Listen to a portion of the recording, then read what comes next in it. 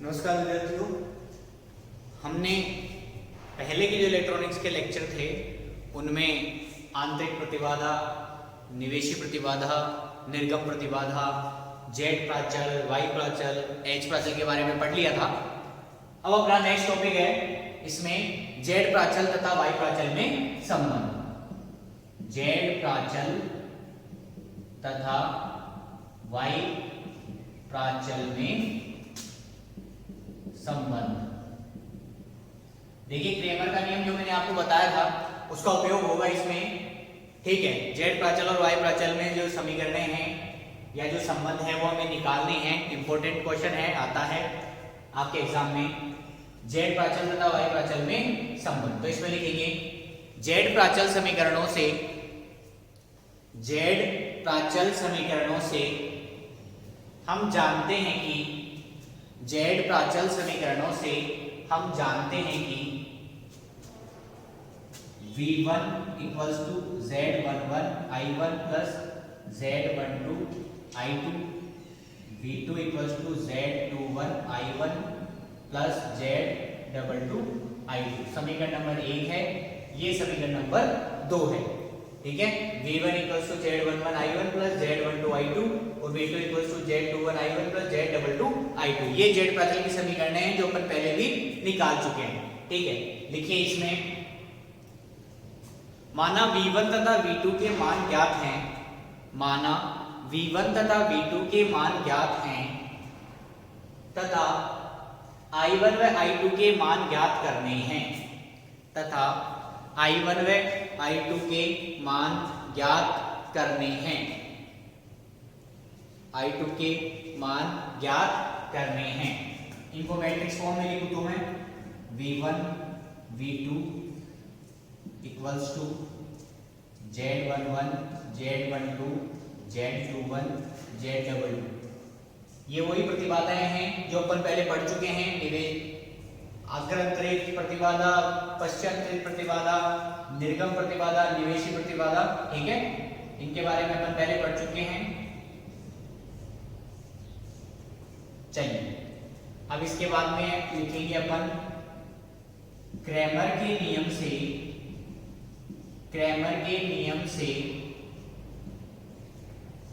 Delta Z क्या होगा, determinant of Z11 Z12 Z21 Z22।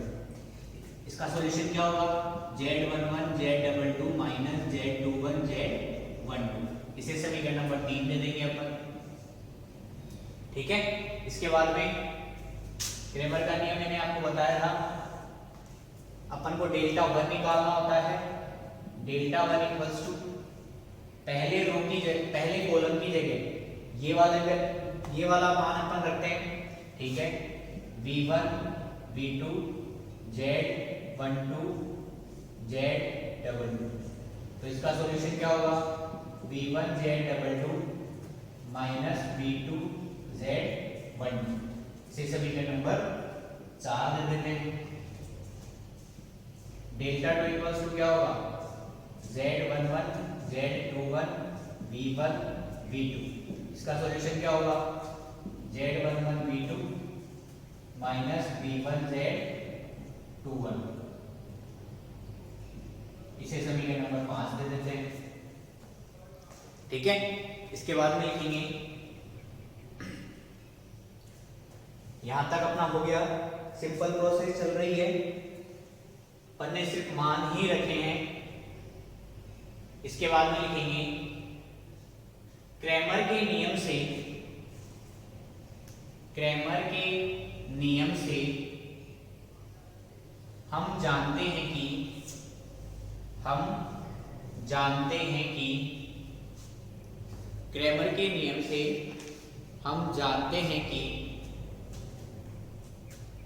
1 upon delta Z equals to I1 upon delta 1 equals to I2 upon delta 2, delta 2। ठीक है, so इसलिए I1 equals to delta 1 upon delta Z। तो delta one की value क्या है, v1 z22 minus v2 z12 divided by z11 z22 minus z12 z21। चलिए ये अपन ने लिख लिया, इसे समीकरण नंबर 6 दे देते हैं अपन। इसी प्रकार I2 equals to delta 2 upon delta z, which gives us v2 z11 minus v1 z21 divided by z11 z22 minus z12 z21। इसे समीकरण नंबर 7 दे देते हैं। चलिए इसको रीअरेंज करेंगे हम अपन। रीअरेंज करने से दो समीकरणें मिलेंगी अपन को, उनकी तुलना y प्राचल की समीकरणों से अपन करेंगे। ठीक है, रीअरेंज कैसे करना है, इसको डेल्टा जेड की फॉर्म में ही रखेंगे अपन। I1 equals to z22 upon delta Z v1 plus minus z12 upon delta Z v2, समीकरण नंबर 8। और I2 equals to z11 upon delta Z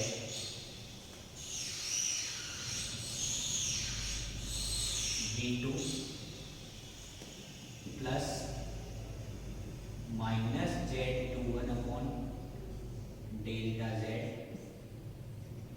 v1। इसे समीकरण नंबर 9 दे देते हैं। ठीक है, ये समीकरण नंबर 9 हो गया, ये समीकरण नंबर 8 हो गया। चलिए इसके बाद में लिखेंगे y प्राचल समीकरणों से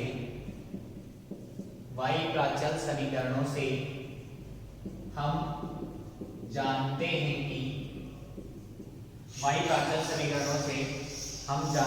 कि I1 equals to y11 v1 plus y12 v2 और I2 equals to y21 v1 plus y22 v2। समीकरण ये हो गया 10, ये हो गया 11। ठीक है, अब आपको साफ दिख रहा है, अपन को तुलना करनी है। चलिए ये और भी अच्छी बात है। इसके बाद में लिखेंगे समीकरण 8 व 10 की तुलना करने पर, समीकरण 8 व 10 की तुलना करने पर देखिए यहाँ पे v1 का गुणांक है प्लस y11 और यहाँ पे v1 का गुणांक क्या है plus z22 upon delta z। तो y11 equals to z22 upon delta z।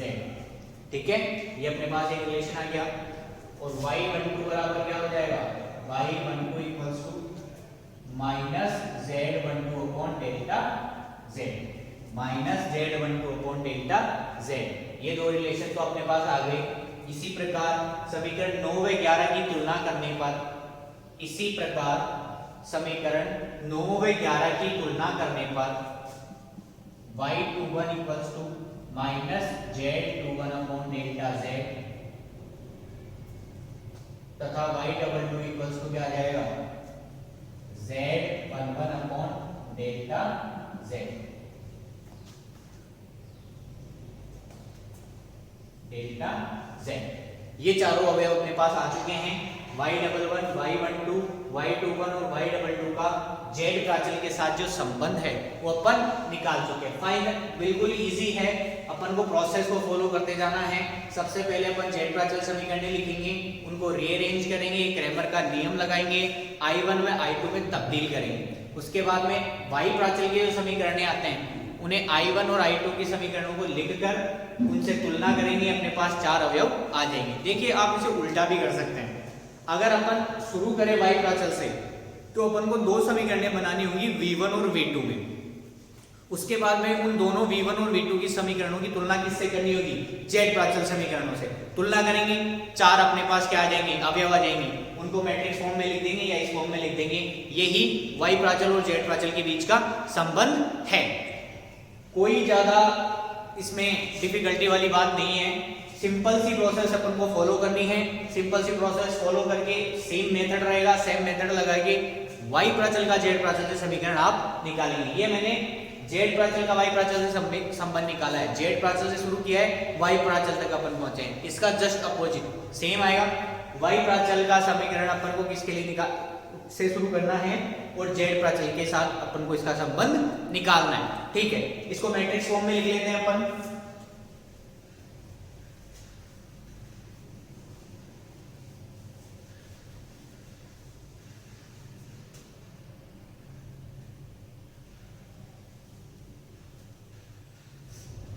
चलिए y11 y12 y21 y22 is equals to z22 upon delta z minus z12 upon delta z minus z21 upon delta z and plus z11 upon delta z। इसे समीकरण number 12 दे देंगे अपन। इसे समीकरण number 12 दे देंगे।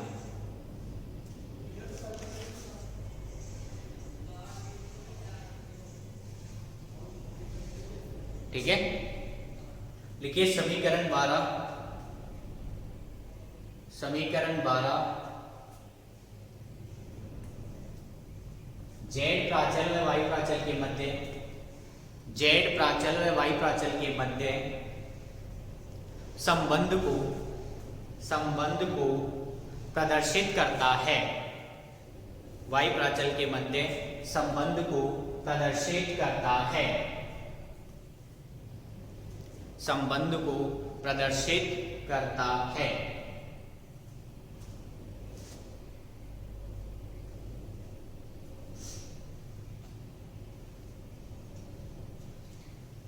अब इसमें answer लिख देता हूं मैं।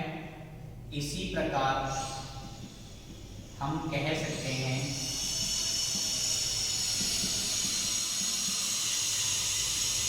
Z11 Z12 Z21 Z22 is equal to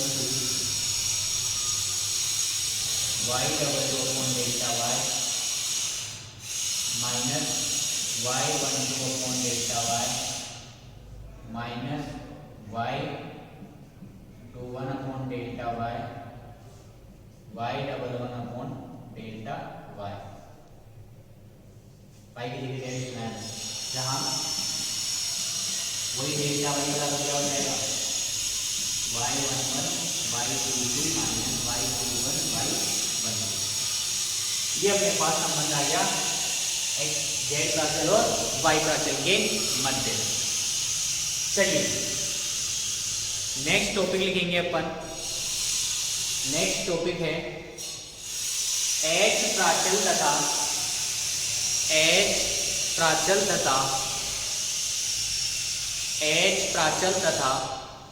Z प्राचल में संबंध। चलिए अब अपन क्या करेंगे? जेड प्राचल और एच प्राचल की समीकरणें निकालेंगे। इसी तरह x प्राचल और y प्राचल की समीकरणें आप खुद निकालेंगे।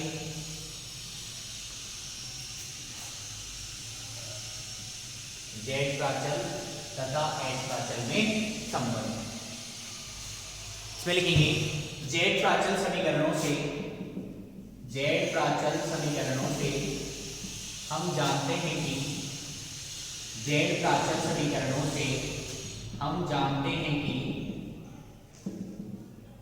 समीकरण नंबर 1 और 2 v1 equal to z11 i1 plus z12 i2। ठीक है, और v2 equal to z21 i1 plus z22 i2। ये अपने क्या है? जेड प्राचल की समीकरण है। इसके बाद में लिखेंगे समीकरण 2 से i2 equals to I2 equals to V2 upon Z22 minus Z21 upon Z22 I2। यहां से अपन ने क्या किया है, I2 का मान निकाला है। सबसे पहले इसका इधर पक्षांतरण किया, Z22 से क्या कर दिया, डिवाइड कर दिया। चलिए देखिए I2 का यह मान, I2 का यह मान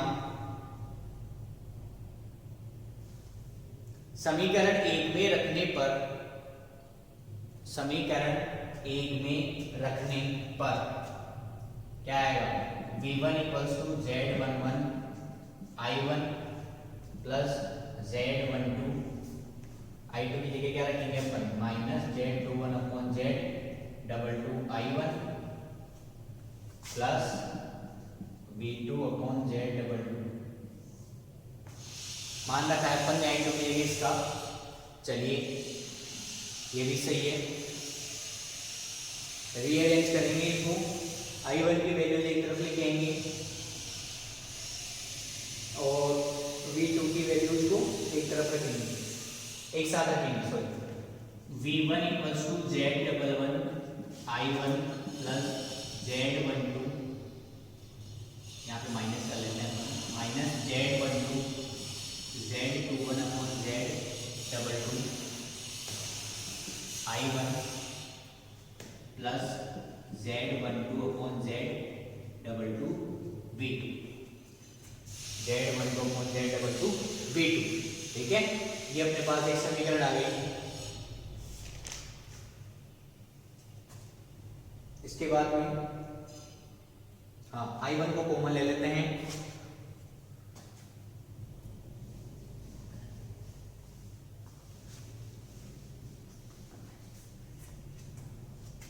V1 equals to I1 Z11 Z22 minus Z12 Z21 upon Z22 plus Z12 upon Z22 V2, 12 upon Z22 V2। ये क्या बन गया, डेल्टा Z, तो delta Z upon Z22 I1 plus Z12 upon Z22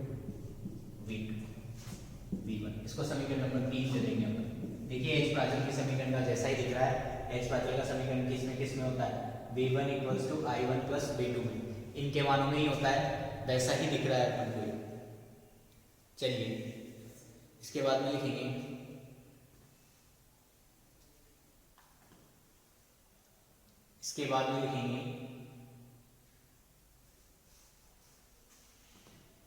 H प्राचल समीकरणों से, H प्राचल समीकरणों से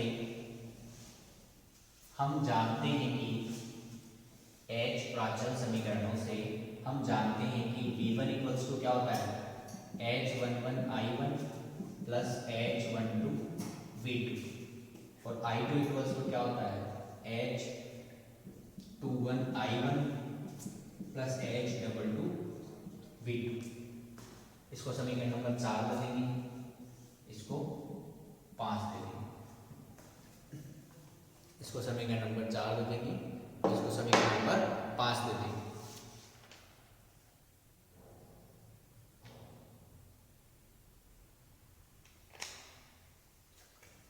चलिए यहां तक अपन ने क्या किया था,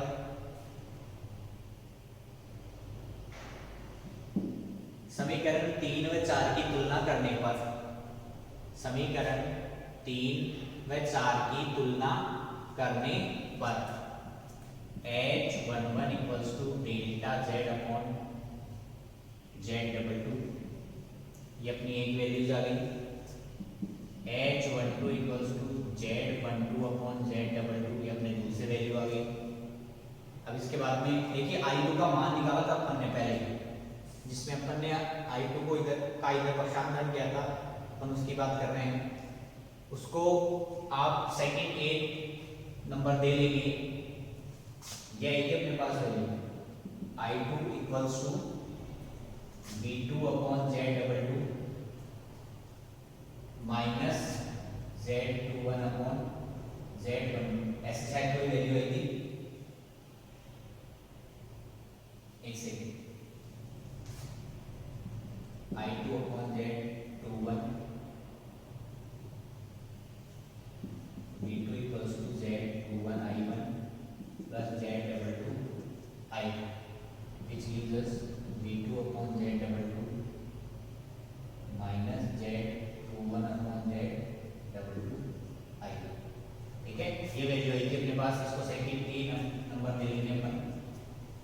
समीकरण 5 व सेकंड ए की तुलना करने पर, समीकरण 5 व सेकंड ए की तुलना करने पर H21 इक्वल्स टू I1 का गुणांक क्या है, माइनस Z21 अपॉन Z22 और H22 इक्वल्स टू क्या है, V2 का गुणांक 1 अपॉन Z22। समीकरण नंबर 6, समीकरण नंबर 6, समीकरण नंबर 6। चलिए इसमें लिखेंगे समीकरण 6, समीकरण 6 Z प्राचल तथा H प्राचल में संबंध को, Z प्राचल तथा H प्राचल में संबंध को प्रदर्शित करता है, प्रदर्शित करता है।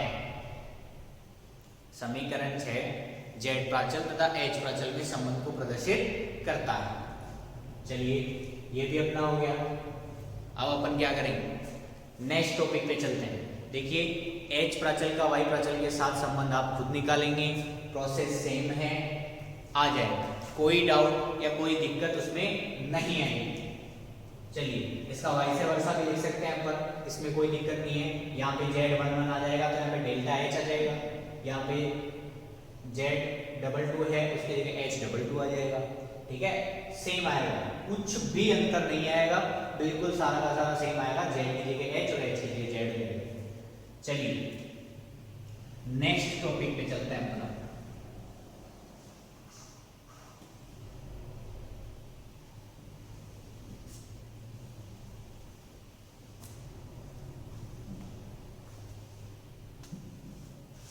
देखिए सर्किट थ्योरम शुरू करेंगे अपन। सर्किट थ्योरम्स 6-7 सर्किट थ्योरम्स हैं आपके जो बहुत ही ज़्यादा इंपॉर्टेंट है, निश्चित उनमें से कोई सी भी एक आपको एग्जाम में मिलेगी, बड़े क्वेश्चंस में। ऐसा भी हो सकता है कि आपको इस क्वेश्चन में प्रमेय भी मिल जाए और उस पर आधारित न्यूमेरिकल भी मिल जाए। तो हम क्या करेंगे, पहले प्रमेय कर लेते हैं, उसके साथ साथ उसके इंपॉर्टेंट न्यूमेरिकल भी करते जाएंगे। सबसे जो इंपॉर्टेंट प्रमेय हैं वो 4 हैं। पहली नॉर्टन प्रमेय, उसके बाद में थेवेनिन प्रमेय, उसके बाद में अधिकतम शक्ति संचरण प्रमेय, और उस एक और है उसके साथ में जो भी होगी पारस्परिकता प्रमेय होगी, जो भी होगी वो अपन देख लेंगे। चलिए तो इन्हें अपन विभिन्न जाल प्रमेय कहते हैं। आपके इस पूरे चैप्टर का सबसे इंपॉर्टेंट टॉपिक यही है, इलेक्ट्रॉनिक्स में बहुत ज़्यादा काम में आता है। ठीक है, लिखिए इसमें पहले एक छोटी प्रमेय है वो कर लेते हैं अपन, छोटी सी एक प्रमेय है वो कर लेते हैं। लिखिए इसमें लिखेंगे जाल प्रमेय, टॉपिक का नाम है जाल प्रमेय। 5-6 हैं ये, जितनी भी है वो अपन कर लेंगे। इसमें पहले लिखेंगे अपन, छोटी सी है एक मिलर प्रमेय। देखिए ये सारी प्रमेय अपन को जाल की विभिन्न परिस्थितियों या उसके विभिन्न गुणांकों के बारे में बताती हैं कि प्रतिबाधा पे क्या असर पड़ेगा, कैसी होगी, संधारित्र की धारिता कैसी होगी, या अधिकतम शक्ति हमें जाल से कब मिलेगी, मैक्सिमम आउटपुट कब मिलेगा। ठीक है, ये सारी चीजें अपन को इन प्रमेय से ही पता चलेगी।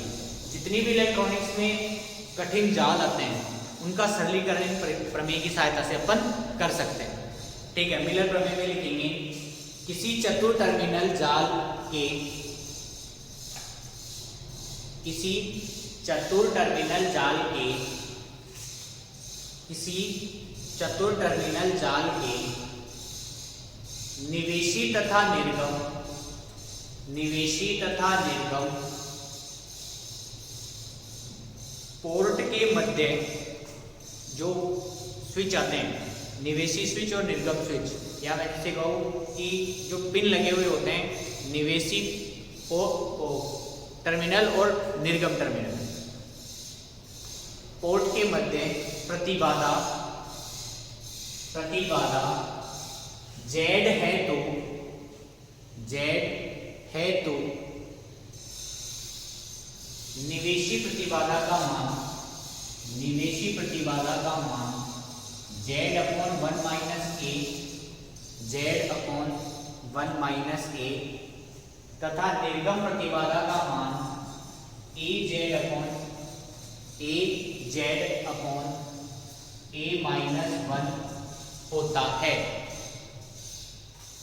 -1 होता है,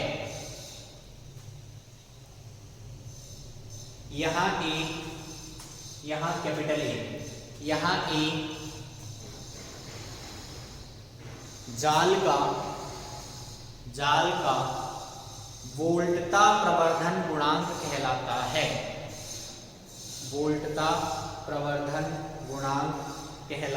है, इस प्रभाव को मिलर प्रभाव कहते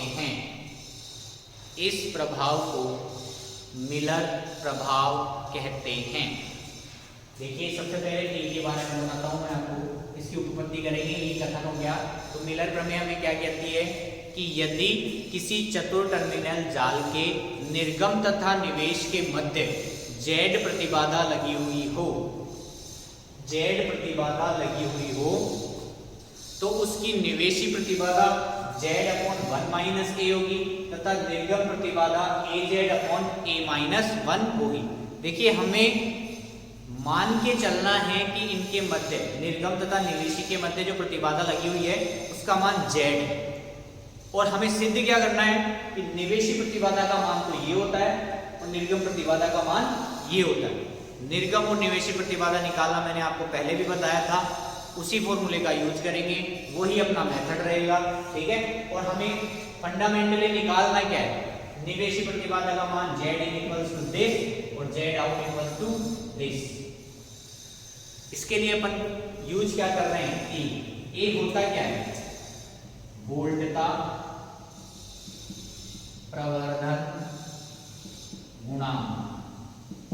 देखिए होता क्या है, इसका मतलब है कि जितना अपन इनपुट दे रहे हैं उसका कितना गुना होकर हमें आउटपुट मिल रहा है, वही वोल्टता प्रवर्धन गुणांक होता है।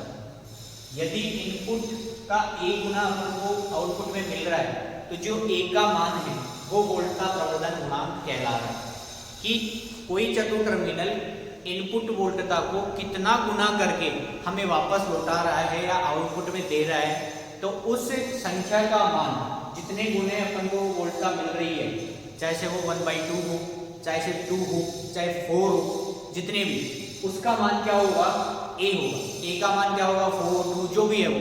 तो हमें वोल्टता प्रवर्धन गुणांक से हम क्या मतलब जानते हैं कि कोई भी चतुर टर्मिनल जाल निवेशी वोल्टता को कितना गुना करके निर्गम वोल्टता में हमें प्रदान कर रहा है, उसे अपन क्या कहते हैं, वोल्टता प्रवर्धन गुणांक कहते हैं। वो गुणांक जो है, वो संख्या जो है, जितने गुने में अपन को वोल्टता मिल रही है आउटपुट में, उसे अपन क्या कहते हैं, वोल्टता प्रवर्धन गुणांक कहते हैं। चलिए इसका प्रूफ लेते हैं, अपन उपपत्ति में चलते हैं। छोटे छोटे जो डायग्राम है वो बना लीजिए पहले।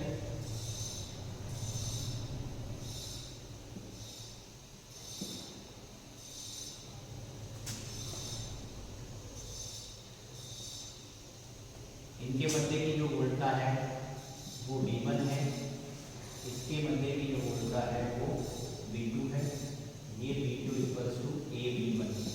चतुर टर्मिनल जाल की का वोल्टता प्रवर्धन गुणांक क्या है, A है, और इनके मध्य जो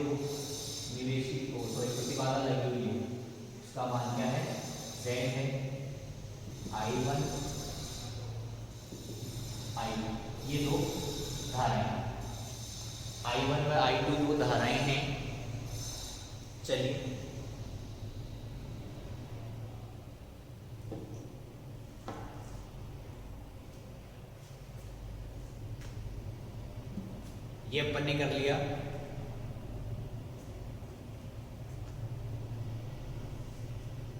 इसके बाद में लिखेंगे सामान्य रैखिक जाल के लिए, सामान्य रैखिक जाल के लिए V2 equals to A V1, V2 equals to A V1। अब अगर अपन इनपुट और आउटपुट प्रतिबाधाओं को दिखाएं तो उसका डायग्राम कैसे बनेगा?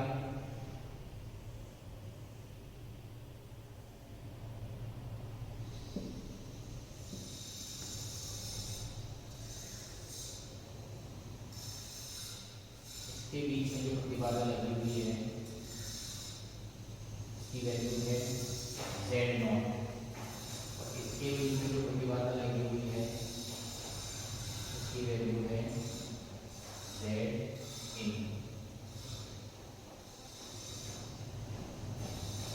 ये V1 है, ये I1 है और ये I2 है, ये हो गया V2। चलिए वही V2 equals to A V1, V2 equals to A V1।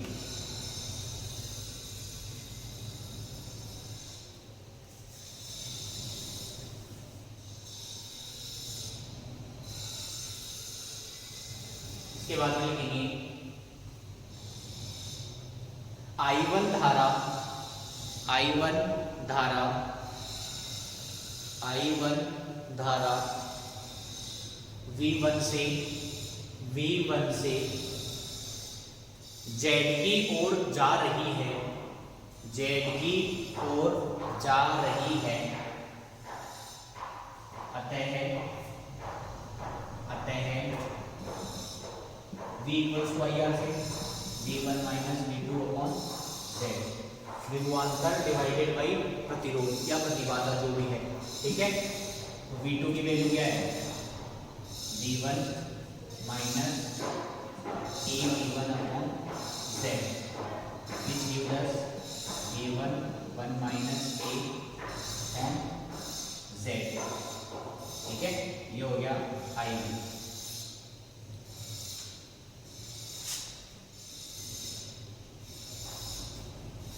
which gives us I1 equals to V1 upon Z upon 1 minus A। इसे समीकरण नंबर 1 दे देते हैं। ये समीकरण नंबर 1 आ गया अपने पास। चलिए अब देखो द्वितीय परिपथ से देखो Z का मान क्या आएगा? इसमें लिखेंगे द्वितीय परिपथ से, ये पहला परिपथ है और ये दूसरा परिपथ है।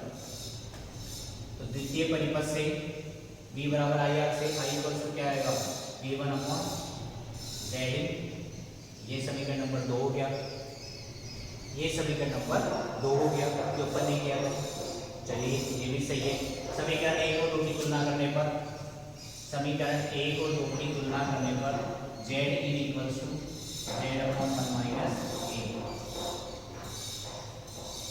ये पहला कथन है जो अपन ने सिद्ध कर दिया। सामान्य सा जो ओम का नियम है वो लगाया है, उसके अलावा कुछ भी नहीं लगाया अपन ने। ओम का नियम लगाया, विभवांतर डिवाइडेड बाय प्रतिबाधा। सामान्य सा लॉजिक लगाया कि V2 की वैल्यू क्या है, वैल्यूज लिखी, कॉमन लिया और उसको रीअरेंज किया। रीअरेंज करने के बाद द्वितीय परिपथ का यूज किया। द्वितीय परिपथ का जैसे ही अपन ने यूज किया Z की वैल्यू आ गई, दोनों की तुलना कर दी। चलिए अपने पास एक आंसर आ गया, समीकरण नंबर 3 के रूप में एक आंसर आ गया, हो गया। इसके बाद में अपन सेकंड पार्ट पे चलते हैं, या इस पे थोड़ा सा लिख लीजिए। समीकरण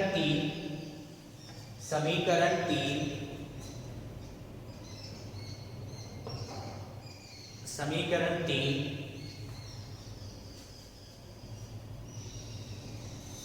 निवेशी प्रतिबाधा को प्रदर्शित करता है।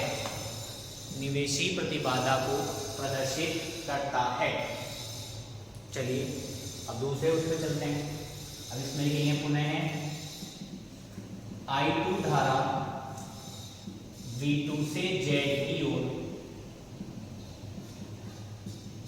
जा रही है, इसलिए I2 धारा V2 से Z की ओर जा रही है, इसलिए V बराबर है यहाँ से I2 इक्वल्स टू क्या होगा V2 minus V1 upon Z, V2 minus V1 upon Z। V2 की वैल्यू क्या है V1A minus V1 upon Z upon Z, ठीक है, which gives us V1A minus 1 upon Z। I2 equals to V1A minus Z upon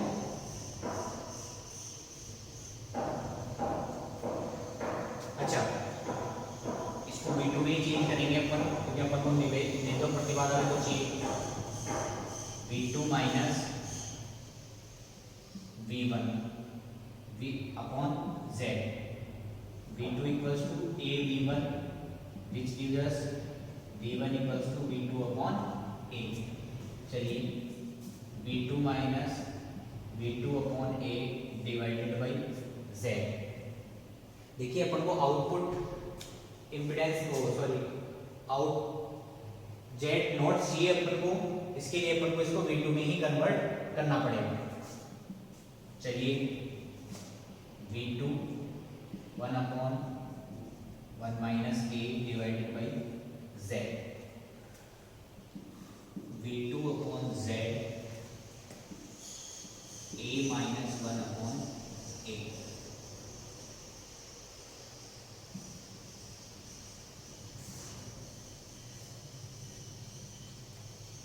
which gives us I2 equals to V2 upon ZA upon A minus 1, ये Z है A minus 1, इसे समीकरण number 4 पे देंगे। उसके बाद में द्वितीय परिपथ से, उसके बाद में द्वितीय परिपथ से I2 equals to V2 upon Z not. समीकरण 4 और 5 की तुलना करने पर, समीकरण 4 और 5 की तुलना करने पर Z not equals to ZA A minus 1 A minus 1 ZA A minus 1, ये अपने पास क्या आ गया Z नॉट आ गया। चलिए ये समीकरण नंबर 6 हुई। समीकरण 6 निर्गम प्रतिबाधा को प्रदर्शित करती है। समीकरण 6 निर्गम प्रतिबाधा को प्रदर्शित करती है। तो ये अपने पास मिलर थ्योरम है। मिलर थ्योरम अपन को क्या बताती है कि यदि किसी चतुर टर्मिनल जाल के निर्गम तथा निवेशित पोर्ट के मध्य, टर्मिनलों के मध्य यदि प्रतिबाधा का मान Z है, तो निवेशी प्रतिबाधा का मान होगा Z अपॉन 1 माइनस A और निर्गम प्रतिबाधा का मान होगा AZ अपॉन A माइनस 1। हमें क्या करना था, सामान्य सा लॉजिक जो अपन लगाते आए हैं आज तक, जो अपन ने सामान्य लॉजिक पढ़े हैं, ओम का नियम उसे कह लो या परिपथ विश्लेषण कह लो, कुछ भी कह लो उसे, उसका अपन ने यूज किया है, तुलना की है, दोनों माना है। इसके बाद में लिखेंगे यही मिलर प्रमेय है, यही मिलर प्रमेय है, यही मिलर प्रमेय है, यही मिलर प्रमेय है।